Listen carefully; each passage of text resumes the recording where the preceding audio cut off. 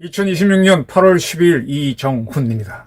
도대체 이재명 정권이 어디로 가는지 갈피를 못 잡고 있습니다. 제가 수렁으로 가자는 건지 승리로 가자는 건지 어디로 진군하는 건지 모르겠다라고 말씀드렸는데 갈팡질팡입니다. 안보에서 완전히 이재명은 길을 잃었습니다. 어디로 갈까요? 이북으로 갈까요? 이북은 이재명이 오면 반길 것 같습니까? 앞선 방송에서 앞으로 중수청은 한국판 FBI다라고 말씀드렸는데 FBI, 강력한 FBI가 만들어지면 그게 뭡니까? 여러분들 통제하고 감시하는 정보수사기관가 되죠. 지금 이재명 정권이 아주 웃기는 게 군에 있는 작은 방첩 정보 수사기구인 기무사는 없애고 대국민을 통제하는 중수청은 만들고 있습니다. 독재하기 위한 거죠. 노란봉투법은 시행하면서 3대 메가 프로젝트, 7대 시드 프로젝트를 하겠다. 뭔 소린지 모르겠습니다. 제가 아주 이재명 정권 정신 나간 거 하나 간단하게 설명드릴게요. 지금 사관학교 통합, 사실은 폐교죠. 육사, 해사, 공사 다 없애고 국군사관학교 만들겠다. 이게 무슨 논리가 있습니까? 자, 이재명 정권의 뿌리를 올라가면은 김대중 정권이 나옵니다. 또 조금 더 올라가게 되면 제가 그토록 싫어하는 김영삼 정권이 나옵니다. 김영삼 정권 때 지금 사관학교 중에서 이번 통합에는 빠져있지만은 간호사관학교가 있습니다. 간호사관학교를 폐교하자라는 운동이 있었어요. 김영삼 정권 때. 왜 그랬느냐? 지금도 그렇고 옛날에도 그렇고 우리나라에서 간호사는 굉장히 많이 나옵니다. 웬만한 대학들, 여학생들이 많이 가는 대학에는 다 간호학과가 있어요. 왜냐하면 취업이 잘 돼요. 그럼 우리나라 병원이 굉장히 많아서 취업이 잘 되느냐? 아닙니다. 간호사로 들어간 친구들이 그걸 못 배겨서 그만두는 사람이 굉장히 많아요. 그래서 매년 간호사는 취업이 잘 됩니다. 근데 이렇게 잠시 하다 가는 게 아니라 이 간호사들이 살아남은 친구들이 계속해서 이제 의사랑 같이 가면서 하다 보면 굉장히 노련한 의료인이 되죠. 그쪽으로 가는 친구들은 적고 잠깐 하다 가는 친구들이 많아서 간호사 수요가 참 많습니다. 우리가 사관학교를 만들고 뭐 하는 거는 군이라고 하는 거는 전쟁 갔을 때 자기 목숨을 던져야 하는 친구들이 들어가는 데잖아요. 그러니까 일반 대학에서는 그런 교육을 시키기 어렵죠. 그리고 이제 보는 것도 대부분의 일반 대학 가보면은 인문학이라고 하긴 학문이 있긴 하지만 대부분이 기술을 하던 경영을 하던 뭐 하던 이렇게 먹고 사는 기술 위주로 지금 돼 있잖아요. 옛날 서양 처음 만들었을 때 신학 공부하고 철학 공부할 때는 세상을 논하는 큰 담론이었다면 지금은 그 인기 없는 과들이 돼버리고 다 돈벌이 하는 학문으로 됐잖아요. 옛날 같으면 직업학교가 지금 우리나라 명문대학이 됐지 않습니까? 근데 이 군에 가는 친구들은 그래도 조국과 민족만 생각하도록 교육을 받습니다. 옛날에 우리 좋은 대학 간 사람들도 조국과 민족을 하도록 공부를 받았고 그들 중에 일부는 운동권으로 가고 일부는 언론계에 오고 대충 그랬던 것 같아요. 근데 요즘 그게 무너졌죠. 근데 간호사관학교 가는 친구들은 간호라고 하는 기술을 배우다 보니까 조국과 민족을 생각하기는 조금 그렇습니다. 결국 의술이죠. 그걸 갖고 국가에 봉사하는 건데 봉사는 간호대학 나와서도 할 수 있잖아요. 그래서 국가가 많은 돈을 들여서 그때가 이제 IMF 외환위기도 막 다가오는 상황이고 그래서 간호사학교는 없애자. 대신에 간호대학교 나온 사람들을 뽑아서 학사장교처럼 훈련시켜서 소위로 인간시켜서 쓰자. 저는 합리적인 의견이라고 봅니다. 그래서 간호사관학교가 폐교가 됩니다. 신입생 모집을 중단합니다. 우선 뽑아놓은 친구들은 졸업시켜야 되니까 폐교는 못하죠, 당장. 그래서 간호사관학교 역사에서 43기, 44기 2년 동안 안 뽑아서 그 기수는 지금 공백입니다. 근데 간호사관학교가 부활했어요. 왜 부활했는 줄 아세요? 난 폐교한 논리도 그렇지만 부활한 논리도 여성계에서 또 간호학계에서 일어났어요. 그 중에서도 컸던 게 여성계에서 목소리가 컸습니다. 여성들이 사회 진출해야 되는데 그 중에 하나가 간호사관학교. 일반 간호대학 가게 되면 학비를 내야 되는데 간호사관학교는 먹여주고 재워주고 학비 안 받고 오히려 용돈을 주잖아요. 여성에 위한 기회다. 그리고 간호학을 살리기 위해서 해야 된다. 여기에 적극 편승해서 주장했던 사람이 누구냐? 그 다음 정권 들어섰을 때 김대중 대통령의 부인인 이희호 여사입니다. 그리고 누구냐? 이현숙 씨라고, 그때는 이제 야당이죠. 그때 당 이름이 뭡니까? 국민의힘 전신이니까 한나라당, 새누리당. 이현숙 씨라고 여성운동했던 사람이에요. 그 다음에 김하중 씨라고 민주당 사람이죠. 김대중 계열이죠. 그 양반은 간호학을 했던 사람입니다. 이런 분들이 국회에서 막 떠들고, 특히 이희호 여사, 그 다음에 아주 좌파에 유명한 한명숙, 그런 분들이 막 떠들어서 김대중 정권에서 부활을 시킵니다. 그래서 간호사관학교는 45개부터 다시 뽑아갖고 지금까지 오고 있습니다. 무슨 얘기인가 하면 폐교할 때는 그런 논리였고 부활할 때는 저런 논리였는데, 지금 사관학교를 폐교하자는 논리를 내가 쭉 보면은 뭔 논리인지 모르겠어요. 저는 간호사관학교보다는 사관학교가 훨씬 더 중요하다고 봅니다. 거기에는 국가와 민족을 생각하는 교육이 들어가고, 이제 나라를 지키는, 사람을 살리는 기술보다가 나라를 지키는 기술이 들어가고 싸우는 기술이 들어가는데 그걸 없애? 그리고 국군사관학교를 만들어 뭐 어떻겠다는 거야? 이 자들 웃기는 자들이네. 근데 나중에 또 부활될 겁니다. 이재명 정권이 뭐 영원히 가겠습니까? 폐교시키면? 부활될 때 보면 아주 그것도 그럴 거예요. 그때 가서는 뭐 여성계가 나오듯이 뭐가 나오면 금방 부활돼. 아무것도 아닙니다.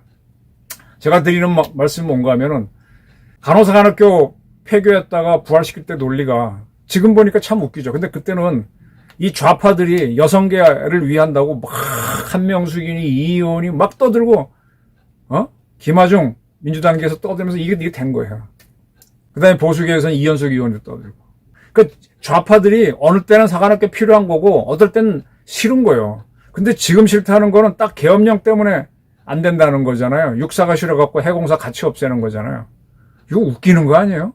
여성계 때문에 부활시킨다. 아니, 지금 우리 군이 뭐 여성계 먹여 살리는 조직입니까? 지금은 여군이 많지만. 저는 지금도 간호사관학교는 글쎄 꼭 그렇게 많은 돈을 들여야 되냐. 왜냐하면 이거 폐교하자 그럴 때 신입생들이 여기가 한 80명 뽑았나? 60명 많이 안 뽑았어요. 근데 그렇게 해서 그 많은 돈을 들이는 거 지금도 한 100명 못 뽑습니다. 그런데 제가 굳이 찬성하는 논리를 만든다고 하면은, 자, 일반 간호학과 나온 친구들은 대부분 중간에 그만둔다 그랬죠. 왜 그렇게 얘기하느냐? 제 가족 중에 한 사람이 간호사라서 좀 알아서 그렇습니다.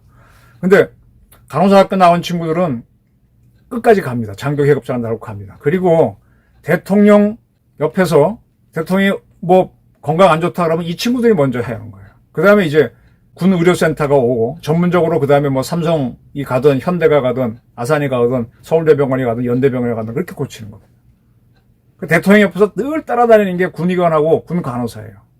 그래서 저는 이제 미국도 이렇게 바꿉니다. 미국도 지금 육해공군 사관학교 있죠. 애니어폴리스 뭐를 쭉 있잖아요. 그게 어떤 개념인가 하면 지금은 옛날엔 군의 정예장교를 키우자 해서 국가가 돈을 들여가지고 국가에 헌신할 수 있는 엘리트를 키우자. 다른 대학들은 다 자기와 자기 가족이 먹고 사는 기술을 가르치는데 이 국립대학만은 국비를 써서 국가를 위해 헌신할 수 있는 교육을 시키자 해서 미국은 사관학교를 유지합니다. 그러면 그런 관점에서 우리가 이제 의술은 계속 필요하고 하니까 간호사관학교를 유지하자, 있는 거.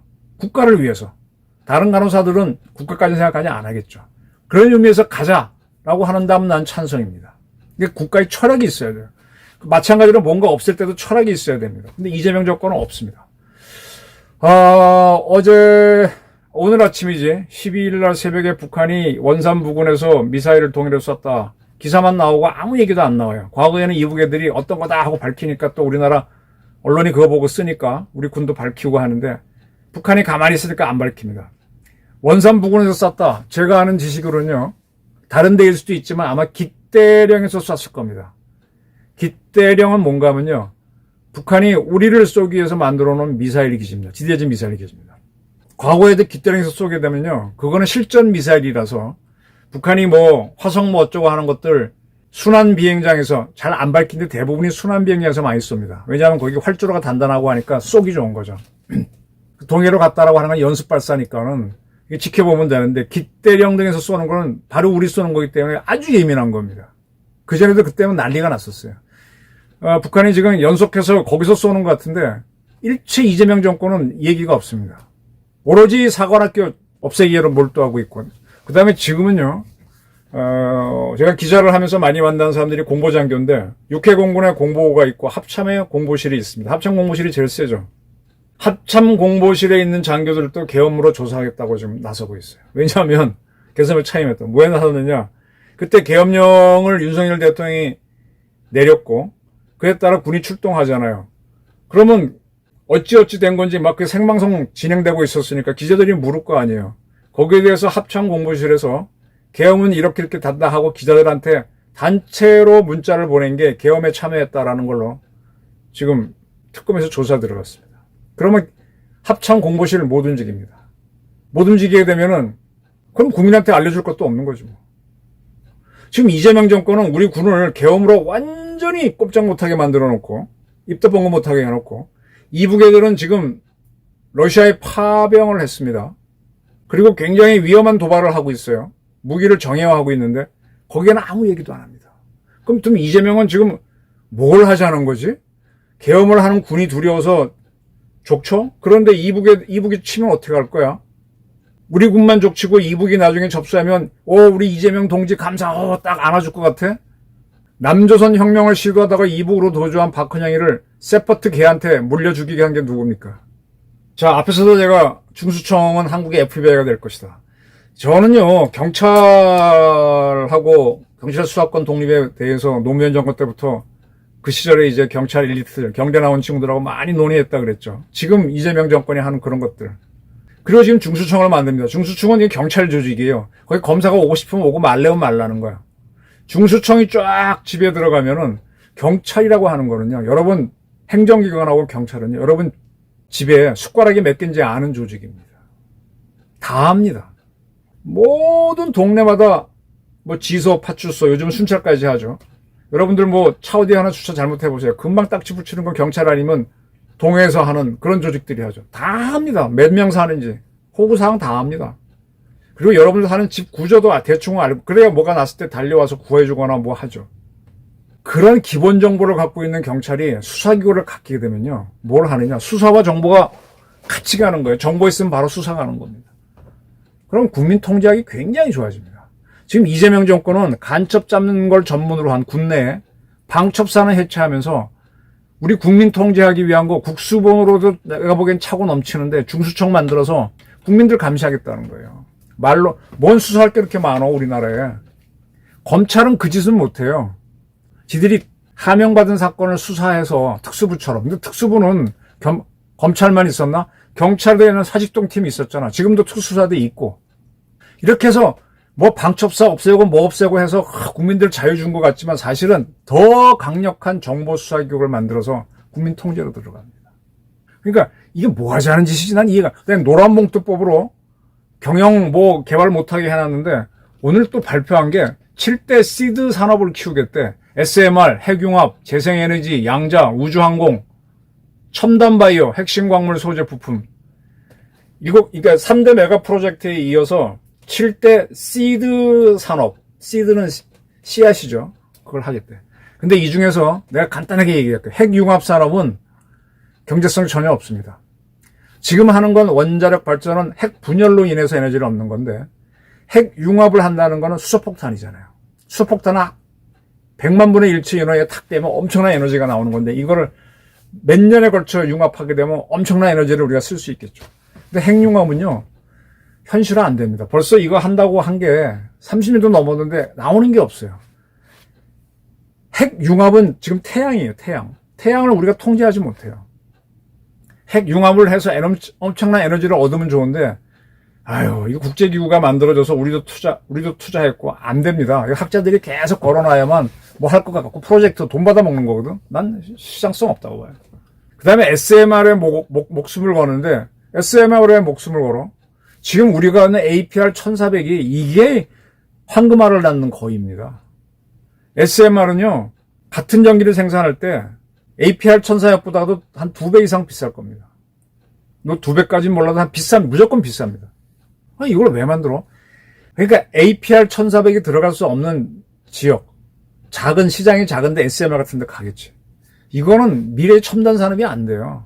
그냥 필요하면 하는 거고, 우리가 필요한 건 이거보다 작은 스몰 모듈 리액터가 SMR인데, 더 작은 게 뭐 마이크로 모듈 리액터입니다. 더 작으면 미크론 모듈 리액터, MMR이죠. 미크론이나 마이크론을 만들면은 그게 뭐냐면은 공격 원잠이나 핵추진 잠수함에 들어가는 구동용 원자라고 해요. 그건 필요해요. 근데 SMR에 그렇게 목숨 걸 필요 없어요. 우리 APR 1400을 고도화하는 게 훨씬 낫습니다. 근데 이걸 제외하고 보게 되면 재생에너지도 내가 보기엔 이거 쓰레기야. 한겨레 신문에서 우리 재생품 조사를 한 기사가 있는데 우리 우유팩들 버리죠. 근데 그게 40개 버리면 1개만 재생되더라. 그거 왜 안 되느냐? 근데 우리가 캔 먹고 버리면 캔은 거의 재활돼요. 그건 돈벌이가 되는데 이 우유팩은 걷어가도 수거 비용만 비싸고 돈이 안 되니까 안 됩니다. 재생에너지 키우자 그러는데 이게 경제성이 없으면 어느 기업도 안 하고 누구도 안 합니다. 지금 태양광 풍력하는 거는 그 전기를 비싼 거를 사주니까, 정부 법으로 사주니까 하지, 나중에 완전 경쟁하게 되면 다 망합니다. 재생에너지를 하는 연구는 핵유황 연구처럼 하긴 해야 되는데 목숨을 걸고 할 게 아니에요. 항공우주는 해야 되겠죠. 첨단 바이오는 해야 되겠죠. 근데 다 좋아요. 이 7대 시드3을 하겠다고 하면서 이거 하게 되면은 이 연구하고 만드는 사람들은 쟁이들이기 때문에 워커홀릭, 밥도 안 먹고 잠도 안 자고 미친 척하고 미친 듯이 해야 돼요. 그래서 되게 과부 제조기라 그래서 이혼당하죠. 이런 사람들한테 몇 시간 근무 이상 하면 안 된다는 노란고토가 들이밀고 하게 되면 어떻게 됩니까? 이재명 대통령이 옛날엔 재벌 삼성, 하이닉스, SK 잡아야 된다라고 외쳤던 사람이 3대 메가 프로젝트 하라고 그러고 뭐지? 2028년까지 광주 비행장 내고 거기다 지어라 그러는데 짓고마고는 재벌이 하는 거지 왜 네가 나대? 네 돈 갖고 하는 거야? 그럼 군을 왜 없애? 그럼 광주 호남 지역 전체에는 공군 부대 하나도 없어서 공군 지원 받아야 되는 우리 국민들은 무방비가 되는데 무한으로 옮겨놓고 공군을 해야지. 지금 이재명 대통령이 자기도 뭔가 하려다 보니까 박정희, 전두환, 이승만이 한 것처럼 할 수밖에 없어요. 지가 할 땐 그게 오라. 3대 메가, 7대 시드. 그러면서 한편으로는 지 싫은 건 없애는 거야. 사관학교 없애, 노랑봉 투표해. 이북하고 뭐 해야 돼? 국정원 국내 파트는 완전히 죽여서 뭐 하는지도 지금 이북에서 저렇게 하고 있는데 아무도 모르잖아요. 지금 오늘 저 이하원 씨 조선일보 있는 친구가 썼대. 우크라이나에 살상무기 주자라 그러는데 줘야죠. 살상무기가 부담스러운 방어무기 있잖아. 우리 천궁 같은 거. 줘야죠. 지금 이북애들이 저렇게 가서 싸우고 있는데 우리도 대응해야지. 우크라이나 전쟁이 우리 전쟁입니다. 근데 여기다 입도 뻥긋 못해. 이런 대통령이 이게 어떻게 대한민국에 있냐고. 끌어내려야지. 사관학교 지금 폐교할 때요. 지금 어디다 정신 쏟고 있는 거야? 안규백에 얼빠진 사람. 흥미로운 변화 좀 말씀드릴게요. 뭐 저도 이런저런 친구들이 있고 사람들이 있는데 주변에 이제 굉장히 이재명을 좋아하고 노무현을 따라가던 친구들이 있었습니다. 있죠, 뭐. 그냥 뭐 알던 사람이니까 지켜보고 있는데 약간의 시차를 두고 두 명이 그걸 접더라고요. 굉장히 똑똑한 친구들이었는데 왜 그럴까? 그분들도 쭉 보면서 지금 이재명 하는 게 뭐가 뭔지 불안한 거예요. 저도 지금 대놓고 이재명을 끌어내리라는 얘기하는데 이건 내 크게 틀리면 저도 당하는 거 아닙니까? 그들도 이재명을 지지했던 게 부담스러우니까 접는 거죠. 지금 이재명은요, 열심히 하는 건 좋은데 세상에 제일 무서운 게 선무당인 사람 잡는다고 펄쩍펄쩍 뛰기만 하고 하게 되면 뭐가 병 고쳐집니까? 세상에 제일 나쁜 게 멍부라 그러죠. 멍청한 놈이 부지런하면 사람 죽죠. 똑똑한 놈이 부지런해도 미치지만 지금 뭐 계속 보고받고 열심히 하는 건 좋은데 갈피를 잡고 해야지. 피도 못 잡고 갈팡질팡하면서 열심히 하는 모습만 보이고 가는데 이거 나라 망칩니다. 이제 우리나라에서 멍부는 쫓아내야 됩니다. 감사합니다.